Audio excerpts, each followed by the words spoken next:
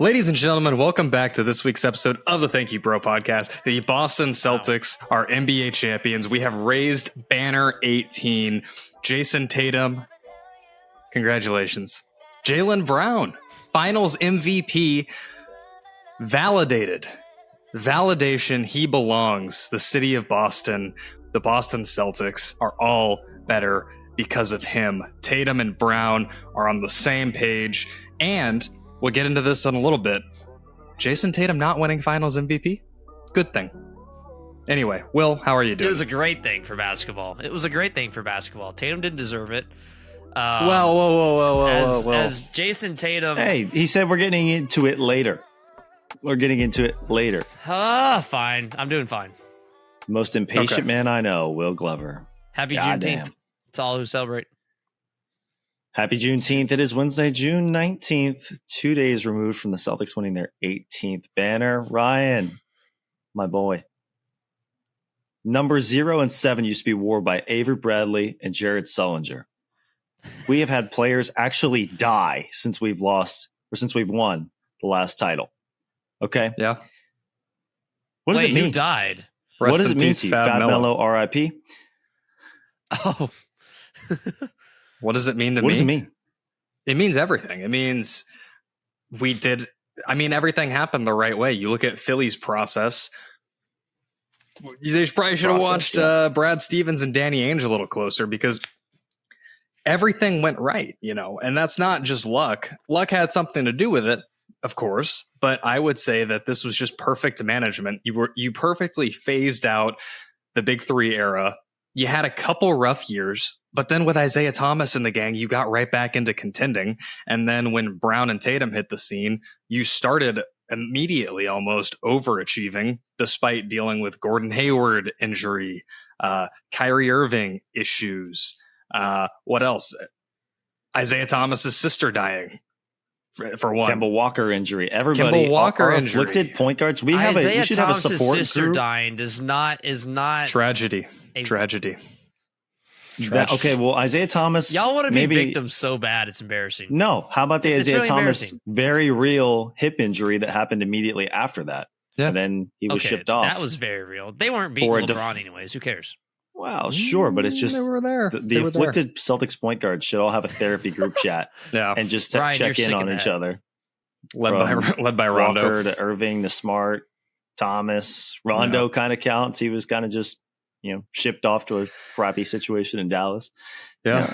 It's been a long time coming. And the Rondo trade kind of marked the start of it. And then, you could even go back the offseason prior where we got Brad Stevens, who I think I called him like a very even-keeled Pat Riley on the last episode, which now that he's got the ring, if this snowballs into anything, if it becomes a couple, 2 or 3, I don't want to get ahead of myself. If he gets a couple of them, there's nobody else I'd rather have running this team. And it's so cool that he nurtured these guys as a coach and then moved in the front office. And then we had another coach and he couldn't keep it in his pants. And now we have this coach, Joe Mazzulla, who, was kind of just thrown into the fire. Y'all be back to back.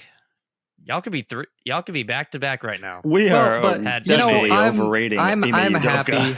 I'm happy about Mazzulla. Mazzulla was a rookie coach. Ime's a great coach. Last year, it was still Ime's team and system. This is the first year of Mazzulla's team and system, genuinely, and they won the championship. And won a chip. Now, I do think that several other coaches probably could have done the same thing as Mazzulla, but that's not to discredit Mazzulla at all. He's been a masterful, and I wanted to talk about this because we like to make jokes like Mazzulla timeout, but especially towards the end of the season, stuff like that you didn't see as much. He's really starting to come into his own as a coach, figure out pace, speed of a game, the things you need to do, the little stuff, the foul, to have the 2 free throws instead of the 3. Just little stuff that not a ton of people do. They have their own play for Pritchard to hit a half-court shot. They have their own play for that. That is a play in the playbook. Whereas, you have that loser Dante Exum keeping it in his pocket in the NBA Finals. Why do you hate Dante Exum? He's done nothing to you. No, because that Aussie is a loser. He was protecting his field goal percentage in a finals game. Oh, so now I just take my talking point. He's got to worry about. He Um, has to worry about the resume, or else he gets shipped This off is to not wherever legacy. he came There from. is no Dante Exum legacy. Anyways, I wanted to say about Missoula that I agree. But the reason why I say y'all could be back-to-back champs is because Missoula made a lot of bad mistakes last year that cost y'all a few games, especially in the Eastern Conference Finals. And I think if you This make it to the much is true. finals, you have a better chance of beating. Obviously, it was pretty tough to beat Jokic regardless. Yeah, but you had a good shot at it last year. But it would have been, I think it would have been a 7-game series, honestly. I think it probably would have been. Get KP. You go out and get KP this year, and it would have. That would have been the answer to your problem, anyways. But no, shout out Missoula, great guy. But yeah, and now the Missoula timeouts have shifted to the Kidd timeouts because Jason Kidd made a ton of terrible Call a timeout, decisions. Jason Kidd. Call a timeout, man. Game 3, Dallas goes on a 22 run, and you call a timeout right in the middle of that. Are you smoking crack? Like I don't understand that. That was bad. I think we talked about that last time, anyways. I think that one was more about conserving Luka because Luka just. I mean, how many times did he look so gassed in this series, man? But it's a run though. I mean, you got to run. You got more adrenaline on the run. You have momentum. I mean, that's just something you can't do. Now, if Boston scored 5 in a row, then now you call it timeout. Jason, the momentum ends here, kid. Yeah. Yeah, pretty much. So yeah, buck stops here. That was bad. But I want to talk about. So congrats on y'all's finals. But I want to talk about Game 4, which y'all saw in person. Oh my god! I want to know what was going through my memory. What was going through your head? Obviously, it's still worth it. Yeah. But let's hear about your Friday night. So still worth it. Yeah, but they came the Celtics came out kind of flat-footed. I think that we were probably a little too loose in that game. Well, you got to start. You got to set the stage earlier in the day because you got to remember the context here is that we're on absolute cloud 9 before this game starts. Yeah, so I mean, we're meeting hundreds of Celtics fans in Dallas in the bar right outside their home arena. We meet our boy GRD that we've been following for this whole Celtics run, this whole rebuild. Everybody's on cloud 9, right? Like you could feel it. Like it felt like it was ours to take that night. And basically from the jump ball, like the shots weren't falling. The Mavs came out firing. They were hitting everything, and I think at about halftime or a little bit before is when I conceded that we weren't going to see it tonight because I just knew that second half already down a ton, weren't going to risk it, not going to try fight that uphill battle unnecessarily, just go win Game 5 in Boston. And I understand that. And if we were watching on TV, it would have been like, yeah, whatever. But being there, I was just like, damn, I really wish that, the gap was a little less so we could see some good basketball. Mm-hmm. See some good basketball or just get to celebrate that night. I mean, it's not as cool for everybody back home in Boston, but for us, here in our home state now to be getting a chance to watch, your team celebrate. That would have been everything as a fan, but it was cool. And now that the time has passed, you can kind of look back on it and be like, you know what, we got to see our team in the finals the year that they finally won it. Yeah, it wasn't the night of, but it was still very special. But yeah, that game, I mean, heart sunk into my stomach. I mean, just watching that. I mean, you make the drive, you buy the tickets, you just feel it like you're gonna win tonight, and then you don't. Mavs fans did not do their job in trying to bring up their ranking when we did the fan tier ranking. What do we put them? D or F? They dropped. Yeah, F. They're D. They're D now. minus. Oh, and have you seen the cope that they've done on Twitter? Dallas Twitter's awful. Yeah. Oh. Like I'm not pissed that Boston won because Dallas, if they had won, that would have been probably the worst month and a half of my life. Just scrolling through Don't worry, media, buddy. having to deal with the Dallas fans. I'm glad they got the job done. Because I don't know what I would have done. Would have been sad. Yeah, I mean, there are a lot of great guys on that Boston team anyways. I wanted to bring up, let's just get into it. So Jaylen Brown wins finals MVP, wins Eastern Conference Finals MVP. Obviously, has always been the more consistent player in the playoffs. Obviously, you're not going to win a finals without Jason Tatum. I mean, that's the sky is blue, grass is green type thing. But, I mean, I'm not going to call Tatum a fraud because it's unfair. But I just hate the way that Tatum can't show up as the number one option in the biggest moments. Why is that? Well, I think that in terms of his shooting in this postseason, he definitely had the yips. I will acknowledge that he shot the ball very poorly. And I think it was a lot to do with him in his head. Now that he has the championship under his belt, now that they're becoming the hunted, I'm interested to see what next year's playoffs look like in terms of his offensive output. But I will say that Tatum, I think, is one of the, if not the biggest reason that the Celtics won the finals, because he was a masterful playmaker. He played off the ball perfectly, ball in his hands. He was making the right decision, making hustle plays, playing good defense. I think he did everything perfectly except for shooting. And then game 5, when the game was out of hand, he started shot chucking a little bit, which, I think that was going to happen. He started padding, which he always does. He always, in garbage time, he's the greatest player in NBA history. I'm telling you, he's sitting at like 20 points on 5 of 15 shooting, and all of a sudden garbage time comes, and you look at the box score at the end of the game, and he's got 35, and it's like, oh, this is a nice clip. Surely he did it in meaningful situations, and then I digress. I like Tatum. Tatum's a great father, great guy. Father of the Miami Heat as well as Deuce. Mm-hmm. We're not gonna ignore that. No. Jason Tatum's second baby on the way. So, and girl dad Tatum, he's really fulfilling his Kobe fanboy legacy. You just wait. I'm so glad we didn't get a Tatum shower pick. That would have been terrible. I think people would have liked it. I think like the haters would have been like, "Oh, okay, he's playing into it now. He's playing up to our hatred to the meme." So, to the meme, it would have been. But he tried to do the KG anything's possible. That was the only thing I thought was a little forced. I don't even know if he was trying that. I think he was just in that moment. I think it's just, I don't know. If it was planned, I think it was a little forced. Be yourself, man. Stop, but everything else I thought was great. The celebration with Deuce, that picture is one of the great finals pictures. That's one of the great sports pictures ever, honestly. And what's funny is that I said Tatum should do that like Vince Young did in the 05 championship, that picture of him, and he did it. So okay, LeBron. I knew he was going to do that. I knew he was going to take that picture. I said he should, and then he did. I didn't say I knew he was going to. I said I woke up this morning and something just told me that, Jason Tatum's going to win the championship, and he's going to hoist Deuce above his head at center court with all the confetti dropping. And I said that's going to be an awesome moment. Just wait. LeBron's next podcast with JJ Redick, he's going to say that.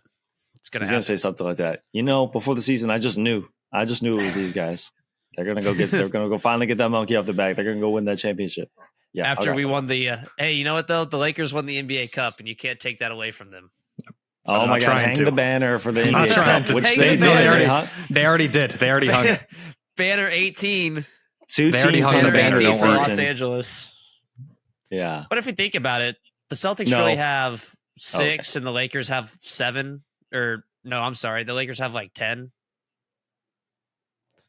Are we counting Minneapolis if you think about it, pre-1980s? If you think about it, yes, we're counting pre-1980s. No, we're not. Well, of course you would. Of course you would. No. Mr. Baseball himself, there'll be a guy who hit 800 in the 1919 season, and you're like, oh, that guy's the GOAT. Meanwhile, Shohei Ohtani's literally him. And God forbid, I like a little Josh Gibson discourse. Anyways, we're not talking about Josh Gibson, man. Well, yeah, but I'm just saying, greatest it's the hitter same of all time. If you count stats from the 1800s for the MLB, you got to count the 1960s for the Celtics. Okay, I don't count stats from dudes like Tungsten Armo Doyle. I don't. Okay, that's like, yeah. Don't even say that name. We just lost any viewership we had. It's gone. God, are you a Honus baseball Wagner enjoyer? No. God. Although He is a Cardinals legend. God. Anyways, Yeah, so that's enough. Terrible.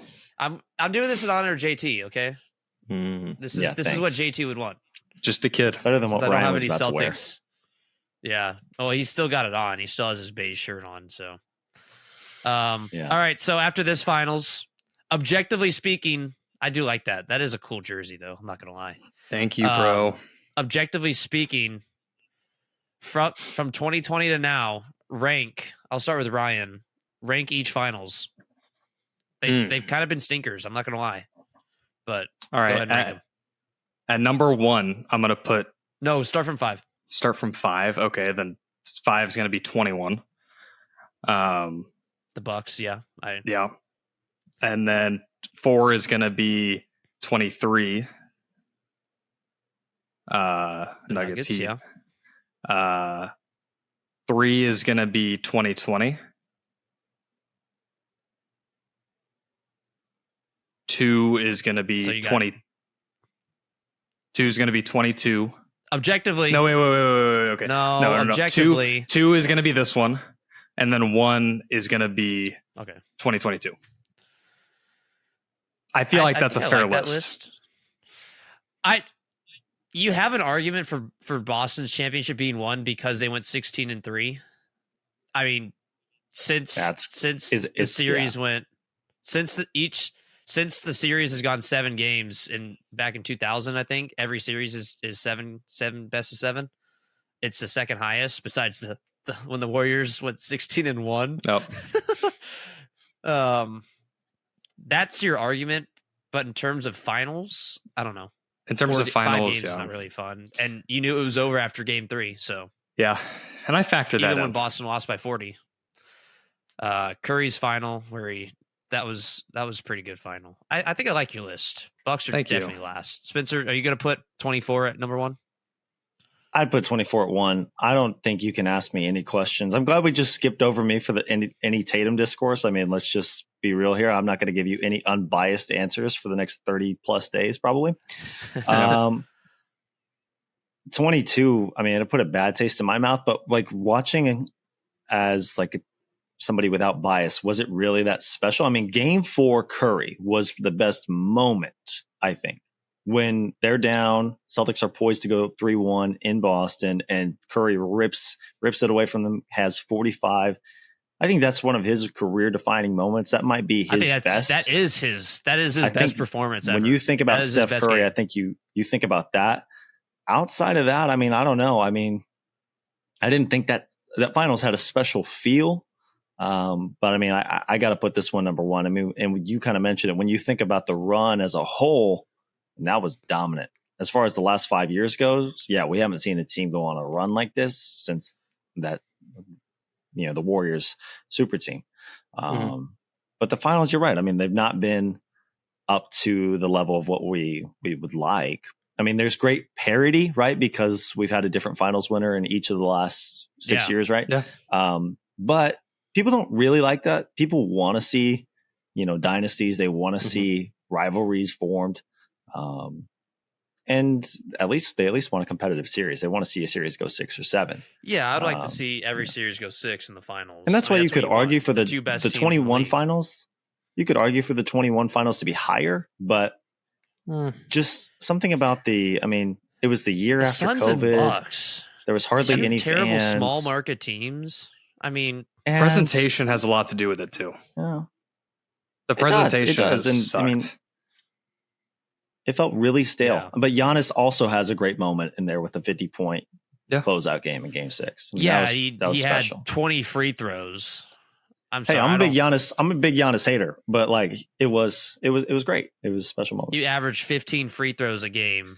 He was 35, 15 and 5 though. And that's the argument against it. It's not sexy to watch at all. No, Spence, you mentioned that a new team has won the finals in the last 6 years, every year. And so I'm curious what Shell's thoughts are on this. Are we transitioning into a new era of basketball where, when you'd win a championship in the last 20 years, there's kind of that feeling, okay, they're going to win 2 or 3. It's, dynasty. we're not seeing that right now. We're seeing a bunch of one and dones. Is that kind of the new era of basketball we're in? Because there's not 2 or 3 top players in the league anymore. I could list you probably 10 top guys in the league. And I feel like there's just so much parity. It's going to be a lot harder for dynasties to be established. I hope it happens with the Celtics as a fan, but I don't know. Well, teams have stopped building through the draft as well as they once did. I mean, when you think about when the teams you're talking about are the Spurs, I mean, the Heat are kind of an outlier, right? Because, I mean, even though they had homegrown Dwayne Wade for a long time, they went ahead and went out and they got LeBron and Bosh, right? But the Spurs and the Warriors are the two that, like, you know, 4 championships for the Warriors, 5 for the Spurs. Those teams were built through the draft. Yeah, the Warriors got the ultimate boost, like, of all time when they went out and got KD, and that's the understatement of the century. Crutch. But they had won before and after that, so they were going to win titles regardless. The Celtics look like, I mean, obviously the team best poised to do that, coming off the fact they just won one. They're 2 stars they acquired through the draft. They're in years 7 and 8, and everybody's coming back at least for one more year, and then after that, you know, we'll see where it goes. But there's not a lot of teams, like you said, that are really, really poised to go on these long runs, except for maybe Oklahoma City, a team that has prioritized a lot of draft picks. But that's it's kind of old thinking. And here's your issue, though. Here's your issue with that. Because of today's NBA, everyone wants a supermax, and not everyone can afford that. Yep. It's expensive to keep a dynasty nowadays, whereas you had teams like the Spurs who willingly took pay cuts so they would win championships. And I mean, we don't see that in NBA anymore. Now you got teams, you have dudes. When Jaylen Brown is deserving of this contract now, but not everyone turns out like Jaylen Brown. When Jaylen Brown signed that 63 AAV deal without all, was he all NBA once before that? 2-time All-Star, 1-time All-NBA. I mean, and dudes think that they, with that resume, deserved the highest paid contract in NBA history. Now it worked out. But let's say the Celtics didn't win, though. And now you got Jaylen Brown out here, highest paid ever, no finals MVP, no ring, no nothing. It's like, okay, well, now we're in a really bad spot. And that's what teams do. Look at the Sixers. Sixers went on a limb and tried to get Harden. That failed miserably.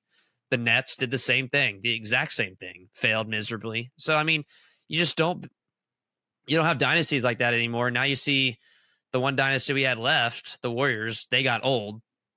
And so that style of NBA is done. Like Spencer said, it's just over because we want mid-level players expect record contracts. It makes no sense. And no one has a team first mentality in this league anymore. And you know what would really get me off Tatum's back is that if Tatum said no to the Supermax deal and took a lesser deal to try to get, he's very deserving. He's deserving of this, finishing top 3 in MVP, but he's not going to do it. But I'm just saying, if you want me off Tatum's back, then he should do a Tim Duncan move and take less to win more. But we'll see. That's fair. But there's also a big team building. The art of team building has been lost somewhat, right? And so when you have the reason I always love to talk about Brad Stevens is because he's very smart and is not afraid to take the big swings, even around the fringes of the team, right? Same thing Danny Ainge was great at. But you go and you take a swing on Derek White. At the time, it was kind of mixed reviews on that trade. It was like, well, you didn't give up a lot, but like, what are you really getting back? And it turns out you're getting back somebody who really elevated this team and lifted them. You know, you don't win a championship without Derek White, right? Drew Holiday, you go out. I mean, that just kind of fell into their lap, that opportunity. But you go out and you make that swing. So there's something to going out and, you know, making the on the fringes moves that aren't necessarily trading for a top 1 or 2 guy on your team, but how good are you at guys 3 through 7, right? Even just drafting well there's a lot of teams that they get a lot of picks and they just swing and they miss year after year after year. I mean, how many teams have been bad for a long time because of poor drafting and poor development? So the teams that are smart, the teams that prioritize good management and good coaching, they'll always be relevant. And when they get to their turn, they can win. So Yeah, I like that. And I want to talk about team building. The Pacers signed Pascal Siakam, 4 years, 190 million, 48 million AAV. That's Siakam. So if we're talking about inflation with the dollar and talent, I think this is honestly not a bad deal. Oh, that's a good deal. I think Siakam is probably worth in your 40 range if we're, once again, no knock on Jaylen Brown, but if we're paying Jaylen Brown 65 mil, then Siakam is definitely worth 40 million. So, well, do the Pacers have that money? I felt like the Pacers needed to go out and grab someone in the free agency, and they did. And they just signed. They still do. I don't know how much cap room they have left. Yeah, I don't know what this does to their cap. Pull that up in a sec. He clearly elevated their ceiling, right? And when Halliburton went down, they turned to him and looked to him for number one option offense, and he got some good help from guess who, Andrew Nembhard. But Siakam is a really good player who has won a championship, was a good accessory on that team. Obviously, Toronto caught some breaks that year, but that's as legitimate of a championship as any. And so he knows how to win. He's been there before, and he definitely helped them in this postseason run. You like that number if it's 38 or if it's 40, but huge TV deal coming in. Some of these contracts this summer are just going to be nuts, and you're just going to have to get used to digesting those numbers. Yeah, the Pacers negative 66 million in the hole right now. Okay. They still have to pay Doug McDermott 21 million. Shout out to the Spurs for getting rid of that contract. What are they gonna do? Obi Toppin is owed 21 mil. Oh, they're effed. What are they gonna do? So McDermott's owed 21, Toppin's owed 21, Miles Turner owed 20, Neesmith 11, a great number. McConnell's 10 million. And then Halliburton is still at 42, and then you just signed Siakam to a $47 million extension per year. Mm-hmm. So I don't know how they're going to get better. Well, you're not upset about the Turner numbers or the McConnell numbers. But this is Turner's last year. So so he's going to be due for probably more money at some point. Yeah, he's going somewhere else. Turner's got to be close. If Siakam's getting 47, Turner's got to be in that 40 ballpark. So Pacers they're running out of time as well. They're going to have to do something with trading. What was that McDermott deal anyway? What did they get? What did the Spurs got like a second round pick or something? What was the point? Did they think that McDermott was going to help? It's a salary dump. Oh, the Pacers, Indiana. I guess. I guess. God. I don't know. Is that non-guaranteed though? That has to be non-guaranteed. No, that's guaranteed. He was getting paid 20 million, 20 a year. Doug McDermott. See, that's what I'm saying. We got players like Doug McDermott. Great player, in the NBA, great shooter, not worth 20 mil. I mean, not even close. He's 8 mil at most. If I was playing my league on 2K and I saw Doug McDermott wanted 20 million, I'd pass. It's like, see ya. I'll just go to the next guy who can shoot a little bit. I'd give him the money. Yeah. So why? What would you give him? He's just a lunchbox type of guy. I think he deserves it. I think his family. I think it'd be good for his family. Oh, okay. Does he play the game? How does he play the game? Well, he plays the game well. He just does certain things, and there's just a certain has factor this look about him. He's got this way. Yeah, I don't know what it is. Doug McDermott. I know that I can't live without him. This way. Yeah. Yeah. Nice. So the Spurs won that one. Spurs had the fourth most available room. They need to go get a free agent. We'll talk about free agency after the draft. I think the draft will be a big I can't say that word. You know what I mean? English? The draft will be big for. Yeah, I had a stroke. Sorry. Mm-hmm. It'll depend on whether or not y'all take a point guard or go get a point guard. The draft is big for the Hawks. That's they got the number one pick. Are we going to have another episode before that? Yeah. Yeah, we are. Yeah, okay, because we'll talk about it later. Then. Yeah. All right. We'll have a draft special next week. But I do want to talk. The Hawks are the biggest. Honestly, I can't believe I'm saying that. But all right. So we got through that. Good looks again. Congrats, Celtics, on another great season. You actually finished it. You actually got the job done this time around. You know what? I didn't think it was going to happen. I thought y'all were going to choke again. No, you didn't. You along with everybody else. I knew. I won a little money off that.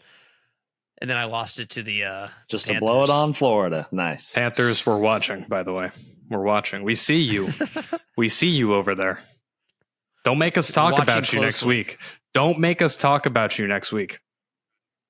That would be pretty devastating. Spencer won't. He'll just watch. But imagine blowing a 3-0 lead. That would be crazy. In the final. Awesome. Shout out Yankees. Shout out Good Yankees. for the brand. That would be. Anyways, so I want to talk about it real quick because it's in the news. The news is that the Pistons fired Monty Williams. And Spencer, you don't like Monty, which I don't get. I don't know why. I think Monty's a great coach. But I don't have a personal vendetta towards Monty Williams. Why was he made the highest paid coach of all time? Why? Because he took a what had he done? Why would you fire him a year after? It's crazy. Yeah, because that's the thinking that I don't get, right? If you believed you saw something in him to give him that deal, you got to give him more than a season to think it to see it through, right? I mean, it's one thing. It's hard to come in there and make changes like that. And I still am not high on Monty Williams as a head coach. I mean, not that high, at least. Does he deserve a job in the NBA? Sure. To be paid as if he is one of the best coaches in the NBA clearly was not worthy of that. I mean, there was enough with Detroit there. I mean, they just were disappointing. So many, like night to night. I mean, they couldn't get the rotations right. They wouldn't keep the same guys in the rotation. One night Duran would start. The other night, the next night he might be out of the lineup completely. He was punishing guys through playing time. I mean, it was a rough watch. And as somebody who, occasionally may have bet on a Detroit Piston or two, it was tough to watch. Watch guys just get yanked completely from the rotation. And that messes with you when you're a young player. So there's something to nurturing a young team that's developing. I know the Pistons weren't going to do anything special last year. And the next guy who comes in might do an even worse job. But if you saw something there to give somebody $80 million to coach your basketball team, man, you can't give up after 12 months. Agreed. Yeah, exactly. Well, I think the big kicker is starting Killian Hayes over Jaden Ivey for half the season. That's rough. If you're gonna fault Monty, I still think Monty's a good coach. He wasn't given the resources besides obviously the money, but he wasn't given the resources to really thrive there. But starting Killian Hayes over Jaden Ivey was a pretty bad mark. But you know what? Hopefully the Spurs hire him for a assistant job. I think he was good in San Antonio when he was there. I think he could be good in San Antonio to succeed Pop if that is something that they wanted to pursue. But I will say, no way. I think the Detroit job, especially when he took it, maybe it'll start getting better soon. But I think it was a really difficult situation and kind of an impossible job, especially to, make that significant of improvements in a year. But I also want to say, if you're Detroit and you're at this stage in your whatever, why are you paying a coach that much money? And especially fire him after a year. Yeah. Like maybe don't do that. But I am curious after this now and what happened at the end of his tenure with the Suns. Is there something else that maybe we don't know? Like, do players not like playing for him? Is there issues outside of basketball? I don't know. A little bit of that. Yeah, it would be safe to assume that. He's the real winner, though. Get paid $65 million to leave Detroit, Michigan. I mean, there's not a better deal than that. Sell your home and move out somewhere else. Probably get another job doing something, like you said, maybe an assistant position or maybe another low tier head coaching job. But maybe he does TV. Monty, I'm rooting for him always. So, Monty strikes me as a great guy. Well, Pistons fans don't think that right now. If you go on Pistons Twitter, it's pretty rough. And see, those are the people who are watching every night and showing up to games, and if they saw something there that wasn't right, sure. Yeah, all 45 of them. I don't know. There's a lot of Will's, it's a tough watch. Pistons basketball was a tough watch. You got to be careful, though, Will. You got to be careful now. Why do I have to be careful? You're very close with the Williams family. I'm not close at all. Yes, you are. His daughter and I graduated in the same class, and we're mutual, but I have not talked to her in years. So, Oh wow! Maybe you should text her and say, "Hey, sorry to hear about your dad." I would say happy for you, honestly. Maybe say you don't have to live in Detroit anymore. It's okay. I'm not going to say, "Can I hold $1 or $1 million up?" Yeah. Hey, let's get Monty on the show. Monty, we just Williams, if you're watching, kind of asked you. Let's get your dad on the show right now. I would love to hear his perspective. I'm on your side. Like, I hate the Pistons. I think the Pistons management from the executive level is a dumpster fire, and it has been since they got rid of Chauncey way back when as a player. Chauncey, wow. They had a few years where Drummond and was a beast and would get them to that 8th seed in the playoffs. I thought Drummond was up next. I'm a self-professed. You want to just start it now? No. Yeah, but I do want to say. You don't want to start it now? I do. I think we should. I think that was a great segue, but I just want to say, just so that it's on record and out there forever, I am a Chauncey Billups enjoyer. I've been known to dabble. Me too. He's going to do great things in Portland. No, he's not. But I still like him a lot. Hey, you got to give him a chance. You got to give Scoot a chance. He had a bad year. Scoot's going to come back. Scoot is still deserving of that third pick. Scoot's still up next. After watching top level basketball for 2 months, thinking about Scoot it's Henderson, it's going to be pretty tough. Like I know come October I'll be excited for regular season basketball, but right now, don't even say the name Scoot Henderson. Don't say Grant Williams. Don't say these guys who are like. I have to go from watching Celtics play a beautiful brand to, well, I don't have to. I enjoy watching Wembanyama play, and I think Wembanyama is going to be a top 10 player next year in the league. We might find out a lot about his near future around the draft. See what Atlanta does with their pick. See what the Spurs do with their 2. We'll see. Be interesting. Can the Spurs back them up? Find out next week on our thoughts about that. We're gonna have a whole draft special. We got draft a lot of live content. Stream will go crazy. We could do it like we did with the lottery. And as long as Ryan's internet now holds we know up. what we're doing. Yeah. Looks pretty good today. Yeah, and apparently the platform we're on, shout out Riverside, actually does it now, so I don't have to do as much work. It's cool.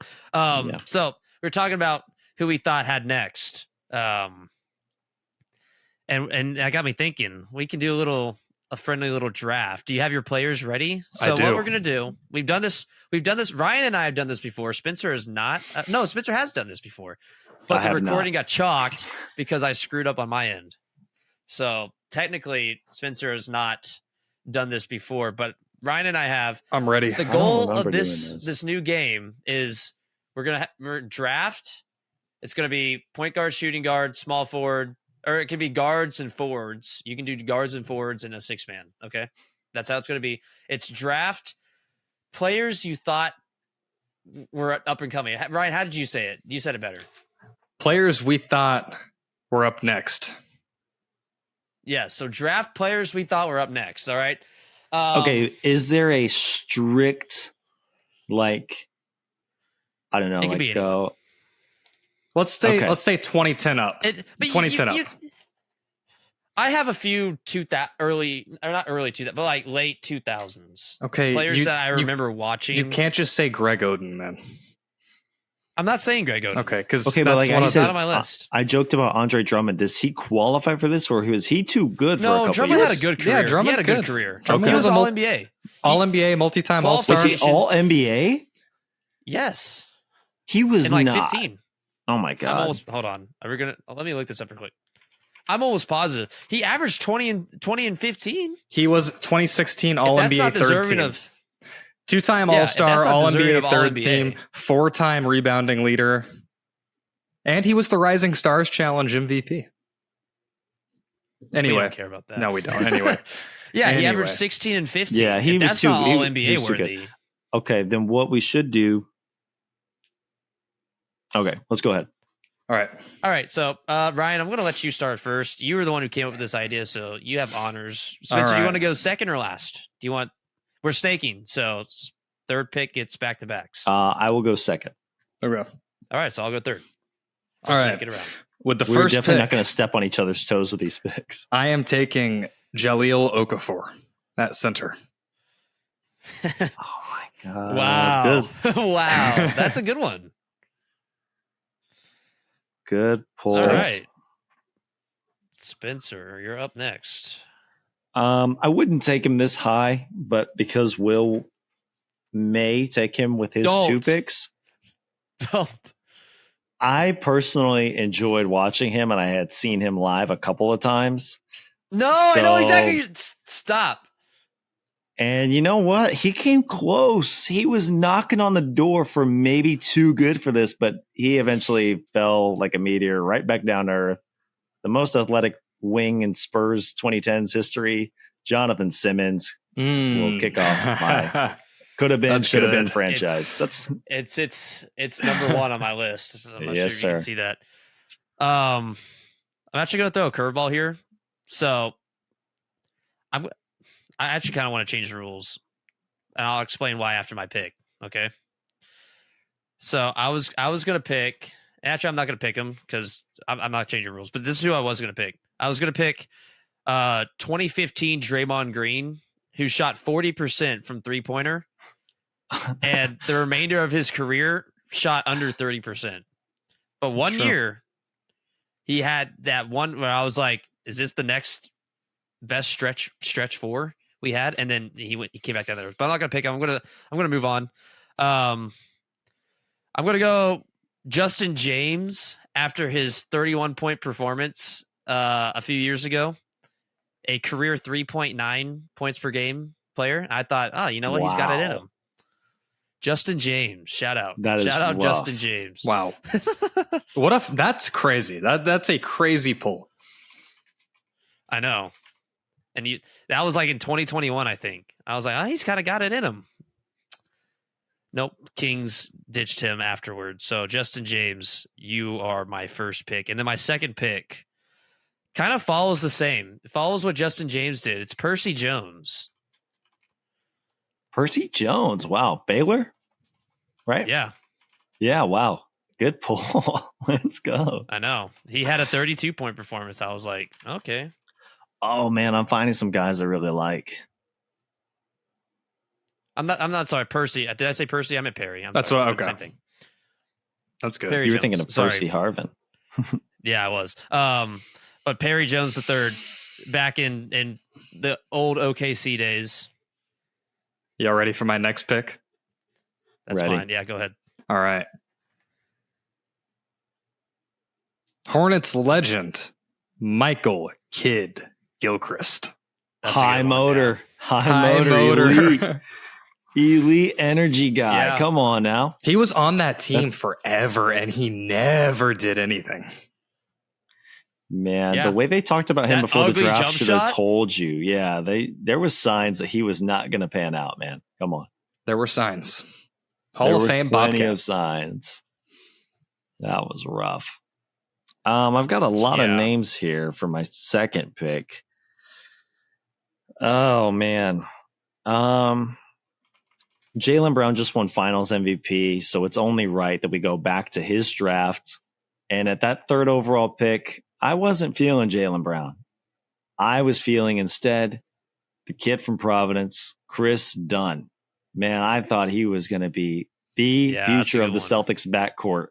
And I can't lie, I wasn't bummed about the Jalen pick, but I was like, man, have you seen this Chris Dunn kid play? And Celtics were right on that one. That is why 15-year-old me was not an NBA GM. Yep. That's a good one. All right. So for my next one, I'm going to go with Frank Ntilikina. Frankie, I legitimately thought, I thought he was going to be a 8th pick in Tatum's draft, actually. And I thought he was probably the second best pick in that draft going that late. And I was wrong. Very bad. Very bad.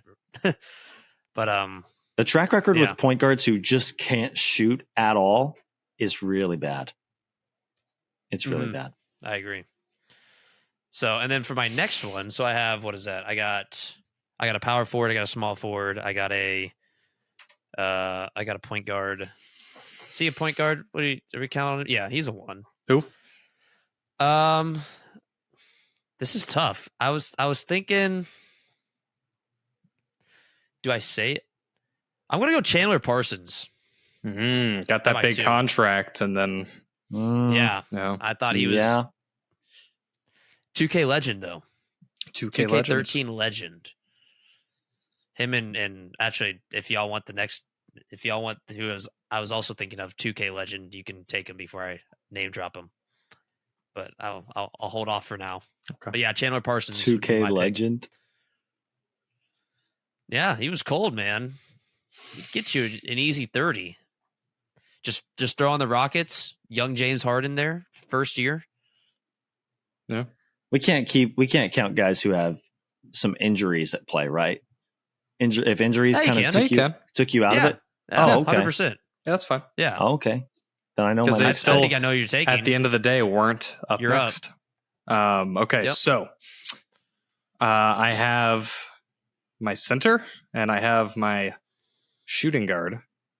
Now I'm going to take my small forward, potential top draft pick by the Boston Celtics, Josh Jackson.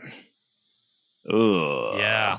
I never liked him, so I couldn't pick him. I know you did not. You know I was high on him back then. I didn't like him. I was high on him. He was such a jerk during the pre-draft stuff, and it was mostly stuff by his agent, I'm sure. But I mean, refusing to work out for the Celtics, or at least being extremely bitter about it, like that was crazy.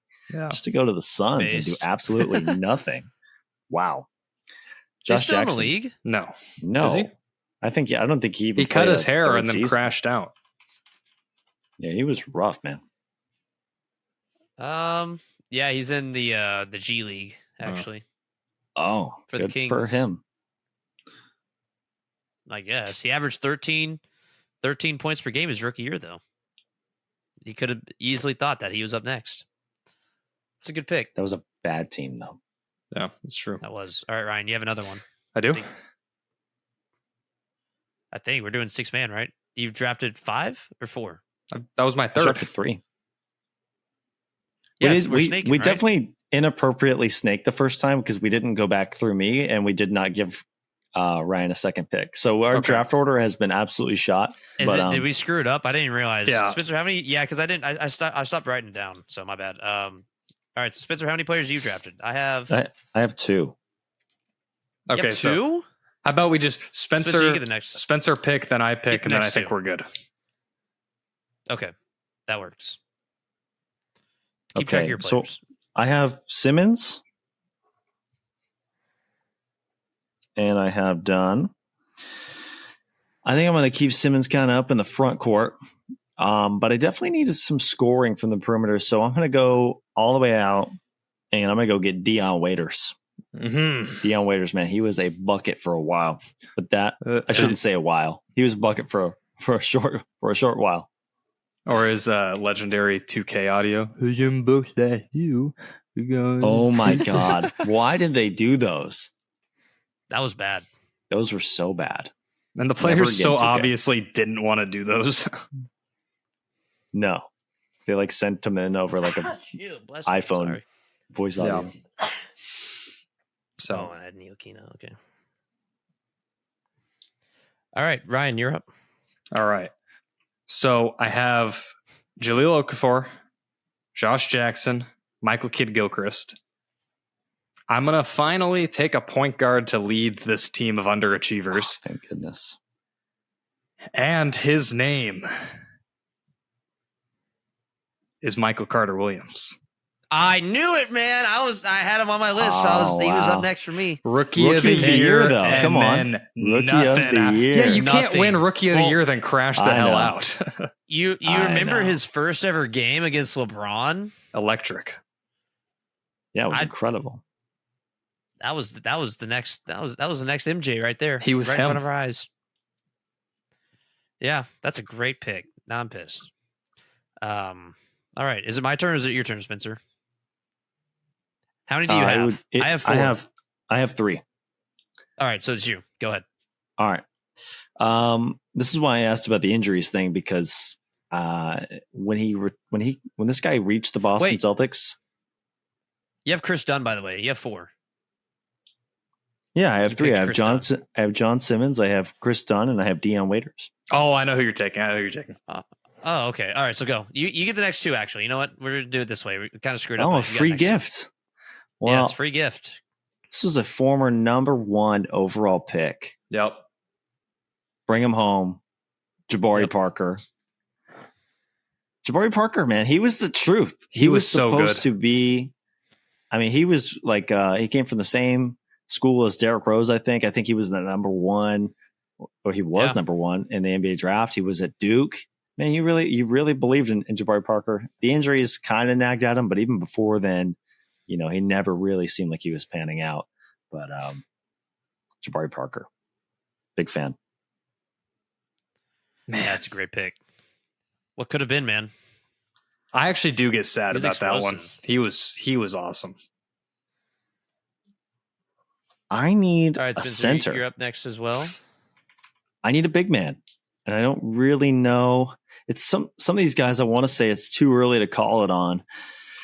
You just don't know. But I think it's fair to say that Mo Bamba is done. Yep. Whatever we were going to get from Mo Bamba is not there. Yeah, I'll take Mo Bamba at my center. Good pick. That's a great pick. All right, Will, to you. I was looking at it. He doesn't qualify, but I did have him up there. It was Aaron Brooks. In his third season, he was most improved player, averaged 20 and 5 in Houston. I think that qualifies. Yeah, but he had a how many It's years? Aaron is this? Brooks, man. He had an 11-year career though. So I mean, it's not like he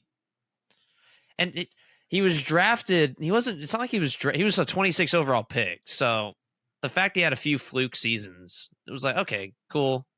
Yeah, but that's probably so I fair. don't think he qualifies exactly. But you remember who was big? Huge name was Yogi Ferrell. Yogi Ferrell. It's Wow. Yogi Ferrell. Indiana. I Dallas forgot Let's go. Dallas about legend. him. No, Indiana University. This is back when I used to watch college basketball. Used to watch Yogi. I just remember watching. I remember getting his card on 2K. I did not watch. Yeah, I don't watch college basketball very much. I should though. I really should. And if we were going to take guys Yogi who Ferrell. never really had any NBA career but were good in college, I would have taken Aaron Kraft. You ever? Does that name do anything? No for you? idea who that is.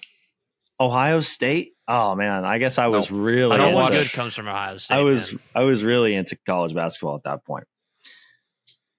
man. Yeah. So I'll take Yogi, and then I'm going to round out my 6-man. Oh boy, do I want? This is tough because this is another one where I feel like maybe you qualify, maybe you don't. I'm going to take Kenneth Faried though. I feel like he had a few good years, and it was okay. He's a great forward, but he was in the wrong time. His play style was what he was about 5 years behind where his play style would have worked really well. And in an age of where the stretch four was really becoming a big thing because of LaMarcus Aldridge and Kevin Love, and he'd be Faried a perfect just fell through small the ball cracks. 5 for so many teams. Oh yeah. So I'm going to go with Kenneth Faried though. I mean, he had a good career. He averaged 11 and 8, but I felt like he could have been so much more had the NBA not adapted when he was entering the league. So that rounds out my team. Okay. All right, then Ryan has his last pick here. Yep. I have 2 more. Y'all's teams. Oh, okay. Yeah, 2 more. Okay, yeah. So nice. We screwed up the draft. Yeah. All right, it's fine. I'll just finish off. Boston. All right. So starting at the power forward, I am going to space the floor with a man that some people thought was going to be very Porzingis-esque, perhaps Dirk Nowitzki-esque. I am taking Dragon Bender. Yes. At the 4 spot. Oh, wow. I wanted to take him, but I wasn't sure. I was looking at some old drafts. 25 years old. He's already out of basketball. I wonder what He's doing. only 25? He's 25. Yeah. He was Oh my drafted God. at 18, I think, or 19. Yeah. And then at 6th man, a little bit of juice off the bench, backup center, 6'11" from Center. Where'd he go? Kentucky? Nerlens Noel. Nerlens Noel is a wow. great pool. Yes. This might be my first good Man, list. That one's That a is little good. bit. Yeah, that one's a little bit injury ridden, but yeah, Nerlens Noel, man, he was up And next, honorable. man. He's gonna be Wait, Spence, you have one more? I have one more. Okay, then I'm not going to give my honorable mention yet. I know your honorable mention though, because it's been introduced on this show. I thought you were gonna do it. This will be my final pick, my sixth man. There's a lot of great names here. You said Nerlens Noel, and my mind went to Willie Cauley-Stein. Willie Cauley-Stein. What I was thinking. But that's a good one. But I can't use it on Willie Cauley-Stein because in honor of this Celtics championship, Oh yeah, a great name has to be mentioned off the bench for some potential scoring punch. One day he'll get there. Give me James Young. number 13. Give me James Young. Number 13. Young and baby. smart. Young mentioned. God. James Young. We're still waiting on him. We're waiting on the come up. How old is he now? 25? 28? I think he's probably older. Yeah, he's got to be like 29. he's been around. No. I want to throw out a few honorable mentions after. Yeah. Go ahead. Sorry. Oh no, go ahead. I'm ready for What was honorable mentions. I still have some. Yeah, go ahead. I have one honorable mention, but we'll go ahead. James Wiseman has got to be up there for honorable mention. It's over. I didn't like that pick. I didn't like that draft. 2020 was weird. But going 2 though, right? Yeah. Going 2 to Golden State, to a great situation. Yeah. Mm-hmm. So James Wiseman, and I wanted to say Danny Granger because the first 5 years of his career were electric. Yeah, he was awesome. And then he hit 28 and just completely fell off the face of the earth. He went from it was injuries. And the emergence of Paul George. So Granger and Brandon Roy, I think are in very similar categories. Guys who you can argue one was better than the other, but whatever. But like same kind of class of player. And yeah, I mean, they clearly were on their way, and then injuries just took them out of it, you know? Yeah. No. So, and then he was out of the NBA by 31. Yeah. It's very unfortunate. So, and then my last one is Markelle Fultz, but he has a chance to turn it around. Fultz. I hope he does. I hope he does. But I do too. We're rooting for you. But as of right now, being drafted 1-1, and your career totals are 11 and 4. Yeah. On 40, 20, 70 shooting. Not good. The other Magic point guard here for me that I really wanted was Elfrid Payton. He was next Cole Anthony. Man. No, Cole Anthony, I mean, is gross relative to where he was picked, has probably panned out pretty well. Yeah, Cole Anthony's not that bad of a player. No, I really was high on Gary Harris for a long time. He got a big contract and then kind of that's where it went away for him. Yeah, and that was rough. I like Emmanuel Mudiay on here. Whoa, SMU legend. Emmanuel Mudiay. Good one. Yeah. Come on now. I was thinking I wanted, and I didn't know if he was going to fit this or not. For a minute there, I thought Timothy Luwawu-Cabarrot was up next. And TLC, let's go. And I also remember Landry TLC in my life. Landry Shamet. Yeah. How about Alan Crabb? Alan Crabb. Yes. Come on. He should have been the drafted. rest of this podcast is just us naming old players that we watched when we grew up. Dude, Alan Crabb. He was actually 20 a game. You know what? He was in Portland, right? I think in Brooklyn. Man, but maybe Portland too. He sold me so hard on 2K so many times. You know, I thought Chase Budinger. Mm-hmm. Oh, wow. He could shoot it. He's going to the Olympics, but for volleyball. Is he really? He is going. He's going to be on the beach volleyball team. That's awesome. That's super athlete. Congrats. Do y'all mess with? You're an Olympian, man. Yeah. Do y'all mess with Michael Beasley? Bees he kind of panned out. Champ, right? No, he didn't pan out for being first overall. Yeah, he actually qualifies for this. He should have been picked. He definitely qualifies. Yeah. He just was what 2009 draft or maybe a little bit later. 08 to the Heat with the second pick. Mm-hmm.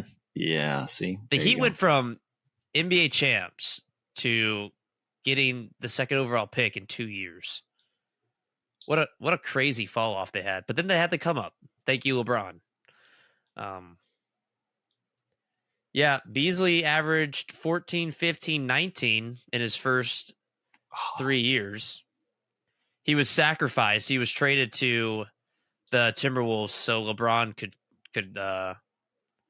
come to the Heat. And then he fell off.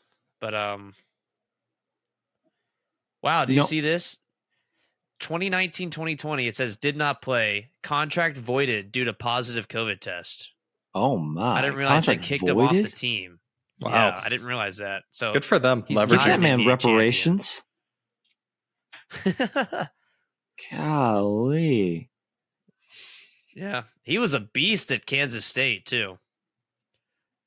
It's one of the first memories of watching college basketball I had was KD versus not KD. I'm sorry, the year after was it DJ Augustine? Yeah, versus Michael Beasley. Oh yeah.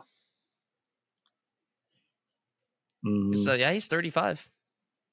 Well, I also like Jeff Green for this a little bit because when he was traded to the Celtics, I thought that he was capable of becoming like Kevin Durant light, like heart issues, like the free version of Kevin Durant.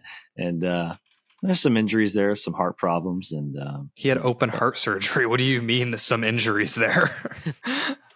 That's what I'm saying. But Jeff Green's played like. He's played a long time. How many? 16 seasons? Yeah, but 16 years. He's a role player that should have been more. He should have been more.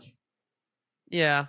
He played 1,200 games in his career. Great role player. Could have been a lot better. Actually, he's not. He hasn't even retired yet. No, he's still active. He's still with the Rockets. Yeah. Active player. Uncle Jeff. Yeah. Yeah, his second year in OKC averaged 16 and a half. What's so funny? Did you like the Uncle Jeff reference? We have an Uncle Jeff. We have an Uncle Jeff. I do too. So really, I think everyone has an Uncle Jeff and Uncle Joe, Uncle Mike. No, we don't have those. Your roommate Mike. I have an Uncle Mike on my mom's side. There you go. My dad is Uncle Mike to some people. Not me. No, he is to me. Dude, start calling him Unc when we come over. What up, Unc? He wouldn't know. He wouldn't know what you're talking about. Hey, kiddos. Anyways, all right. Yeah. I love talking about cursed players. I really do. I think it's the only way that they get memorialized. You know. Yeah, exactly. And they deserve it. Also, shout out Marshawn Brooks. Marshawn Brooks is terrible. You know what? Since I had to get that one off my chest. Shout out one more time. Jody Meeks, shout out. All right, we're done. Oh, Jody Meeks, man. 2019 champ, Jody Meeks, by the way. That's disgusting.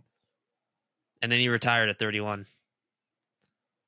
That's crazy. So wait. Before we go. You got another one? I just because I've never done it and I really want to because he was awesome and people have forgotten about him. Shout out Jameer Nelson. Yeah. Shout awesome out Jameer guy. Nelson. People don't know him anymore, but he was great. Celtics legend too. Look him up on YouTube. Look him up on YouTube. He's got good highlights. Does he have a highlight reel? He was really good for Orlando. He was an all-star in Orlando. I know. He's the reason why. One of the reasons why they made it to the finals. Hold on, I'm going to send you something right now. It's the Jameer Nelson Celtics highlight. Highlight. Okay. Yeah. It's just singular. One. It's like him taking his warm-ups off and then Jameer Nelson passed to Brandon Bass. It's a 20-second highlight clip of one play. It's awesome. Awesome. That is funny. It'd be cool if I could see it, but your internet's awful. So, anyways, I'll just send it to you. All right. Anyway, he's always on his phone, man. Ryan's on his phone now. All right. Can't beat the allegations, just like Tatum can't beat the fraud allegations. All right. We'll take Speaking of, do we have another hour for Celtics talk? No. You know what? Y'all can start your own little spinoff. You have to edit it though. We could have an hour a week episode called the Boston Hour. My chains are gone. I've been set free. Go ahead. Yes, That's fine. let's go. I don't care. Anything to bring in some viewers. So someone has to. Yeah, because I'm probably gonna. We're hiring. I thank you, bro. Oh, my order's on its way. Dude, get off your phone, man. We're almost done. Could you? I was checking on my. I was checking. No. I got a notification that my Celtics championship hat and 2 shirts are on their way. They've shipped because the Celtics won the finals. You can say it on your. Did you not? I'm very much aware. Yeah, I watched y'all. I watched Spencer on his knees to the map on his knees like that. At the TV. No, we beat the Mavericks in the finals this year. I'm gonna mute you. Only took 5 games. Championship against. As I said on this podcast, Kyrie. Check the receipts. Kyrie used to be on the. We gotta have the editor. We gotta have the editor used to be on the Celtics, but now he's clip. Now he's on the editor. Mavericks. I am the editor. Just tell me. You're the editor. Okay. We can hire an editor. Does anyone want to do this for free? No. No. The answer is no. Maybe. It's experience. It's unpaid internship. You get unpaid internship. You can put this on your LinkedIn. We have we have to get incorporated. We have to be. Anyone want to sponsor us? No. Thoughts? All right. Next week, I want to do. After we talk about the draft, I want to look through NBA Twitter. I think that would be. Okay, so this week we need to start compiling stuff, sending it to the group chat. Awful. Okay, we can do that. For example, Spencer sent this one. I don't even know what this is going to be. I'm scared. I sent actually got to make sure we can. I got to make sure we can. You gonna screencast this? We can share this. Yeah, I'm going to share it. I can share this. Oh no. This right here. Oh my God. Happy Father's Day. You sent this one out. I thought this was probably the worst thing I had ever seen. For a lot of reasons. Like, why is Garland in a Photoshop over Westbrook in that god-awful OKC jersey? And then Garland, who was absolutely miserable in the playoffs. He was like he's like a top 30 player. Holding up 2 top 10 players. Whoa. I mean, top 30 is such a stretch. Top 30 is such a stretch. I'm surprised he didn't tear anything. You think I'm being nice? Yes. The way Garland played. Now, if he gets out of Mitchell's shadow, which is probably going to happen. Okay, well, then we'll call him top 40. We'll say a top 40 player holding up 2 franchise cornerstones is absolutely heinous. Happy Father's Day. It is. I like horrendous post. Why do you have a humiliation? Humiliation ritual? See, there we go. This is. I mean, NBA Twitter is just full. Yeah, we'll do that. You know what's better than NBA Twitter is MLB Twitter is pretty toxic. Man. That might be the bulk of our content during the summertime. Yeah, it could be. So, anyways, watch out for that segment soon. But with that being said, we're an hour and 8 minutes into it. Ryan, it's lunchtime. You brought us in. You take us out. Obviously, we're starting up new shows soon. I guess the boys get their Celtics one. I will not be on that. So enjoy those two morons talking about Boston Celtics or just Boston sports in general. I won't. Ryan, go ahead. In a week where the Boston Celtics silence the haters, prove the doubters wrong, so dumb. And please don't interrupt my outro, and win their 18th championship, best team, most titles. We are humbled and honored to be able to present you with high quality sports talk for you to ingest and digest from our mouths to your ears. And thank you for coming along with us on this journey. It's been really special and really wonderful. That being said, thank you so much for tuning into this week's episode of the Thank You Bro podcast. We have been your hosts. If you made it this far, please be sure to give us a like, comment, subscribe, interact with us on all of the things for more incredible content. We look forward to it. And check us out on our website, tybsports.com. We post articles, highlights, all the things that you want, and all of our socials in one place. Thank you, Bro Sports. Thank you so much, ladies and gentlemen. We'll see you next week. Go Celtics.